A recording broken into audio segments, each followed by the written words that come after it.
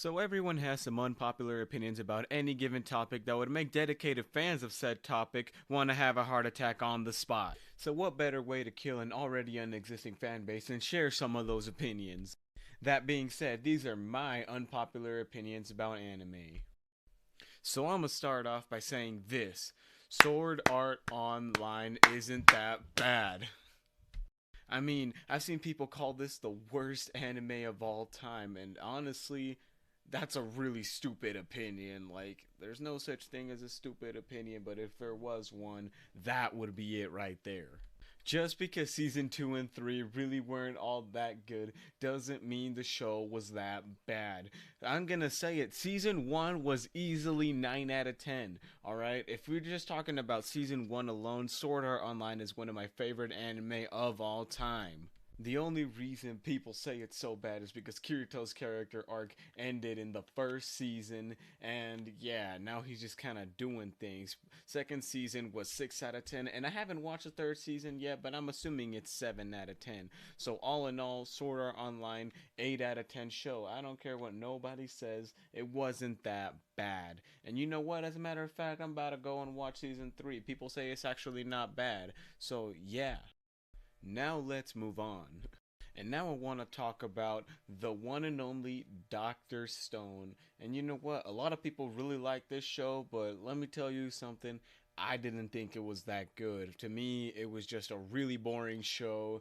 Friggin' like I'm just saying it did a very good job of making me lose complete interest in anything that was going on. Like very quickly into the show did I stop caring what even happened to humanity in the first place, and not long after that I stopped caring what would happen to the characters.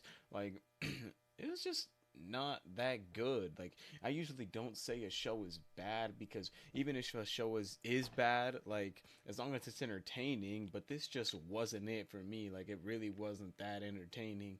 But I do have one question to ask about the show. Why do all the women in the show look like bugs?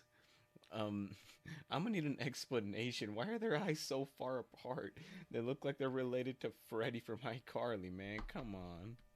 But on a more serious note, like it's not like this show doesn't have anything good in it at all. Like it had a couple of pretty good scenes. Like just to tell the truth, being completely honest, it did have some pretty good parts. But just for the most part, I got really bored. I could not keep watching it. Like I had to force myself to keep watching these episodes, and I haven't even started watching season 2 because of that. Like, tell me if it got better in season 2, please. Like there wasn't even like that. Like what even was the plot in the first season? You know what I mean?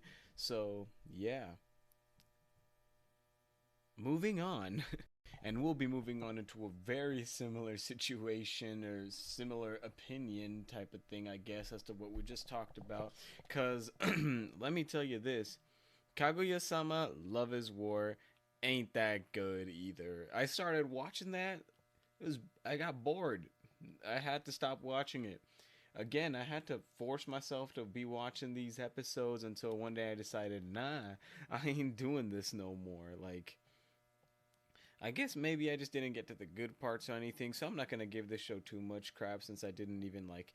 I don't think I watched enough, but honestly, I don't even know if I'm gonna wanna like keep watching it. It just, yeah, I don't even know what to say. Nothing much was going on. It was just a fat no for me. So tell me if it gets better though. Maybe I'll watch it.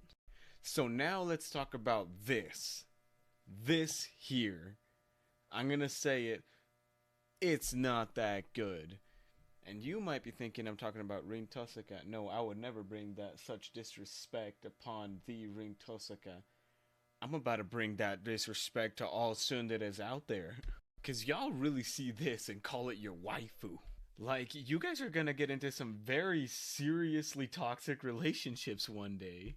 Like, I don't want any of that. None of that for me, thank you. You know me, I'm more of a kudere kind of guy myself. Because these tsunderes, man, these tsunderes, need I say anything else? I do not believe that I do, so we're gonna be moving on. And now I want to talk about a beloved movie in the romance genre of anime. 5 centimeters per second. One of the most overrated movies of all time. Like, this movie really wasn't that good. Just so overrated, man. It's like a 7 at best, a 6 for me. Like, honestly, man, the story, it just isn't that good. Kind of uneventful, if you ask me. They shouldn't have split up the movie into 3 parts. That's something that was just like big no for me. It threw me off. I don't know if it threw anybody else off, but it did me. Also, the characters just aren't that memorable. Like, right here and now, I could not name a single character from that movie. Like, I mean, the only thing that this movie really excelled at was the animation. The animation was actually pretty good, but everything else was just, like, mid. It just wasn't that good. It was average at best in most areas. Like, I watched this movie with an online friend, and he said the exact same thing. Overrated, not that good, didn't like it, wouldn't recommend. Next, rant.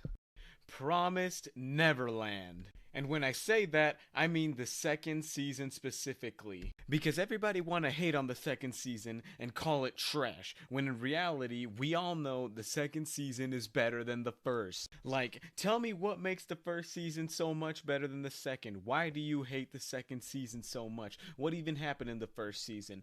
The whole season, the only thing that the children managed to do was get out of the farm. Second season, we actually get to meet a lot of more new characters and learn a lot about the world that they live in. Like, so much more happens in the second season compared to the first. Things like Norman committing genocide, the kids meeting new demons that are, helpful, and also learning that the demons aren't just monsters, but they have family and feelings too. And also at the end of the season, we get to see the children actually living normal lives. That made me cry, okay? I don't care what anybody says, that part made me cry. It was beautiful. And that's not even mentioning the reunion with the queen herself, Mother Isabella. The second season just has it all, from world building to touching scenes to like crazy things going on with the characters, everything that the first season didn't have. Okay, that came out wrong. Okay, the first season did have these things, but not to the extent that the second season does. So that's why I'm saying season 2 of the Promised season 2 of the Promised Neverland is better than season 1. Let's move on. And now I want to say this. Darling in the Franxx actually had a good ending. Everybody loves to hate on this ending because the reincarnation thing or whatever, and like, oh, they died and this and that, but like, I think it was a good ending. I liked it. I thought that was a pretty good way to wrap up the story. And, just, I mean, I don't really care much for the reincarnation part, but, like, I don't care enough to, like, be hating on it or anything. Like, I think it was okay. And yet, everybody wants to say that the show got ruined because of the ending. Like, oh, yeah, it was a good show, but the ending ruined it. It was bad. Like, no, it wasn't. That was a good ending. That was decent. There really isn't much else that I can say about this, so I'm just gonna move forward. Keep moving forward, as the Robinsons say.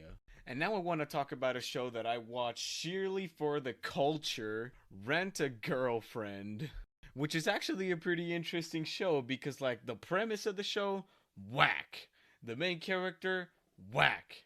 This thing, the devil. But the show is actually pretty entertaining. But I'm not here to talk about that. I'm here to talk about the characters, specifically the girls. Because I know how much weebs care about their waifus, and immediately after this show released, everybody was talking about Shizuru.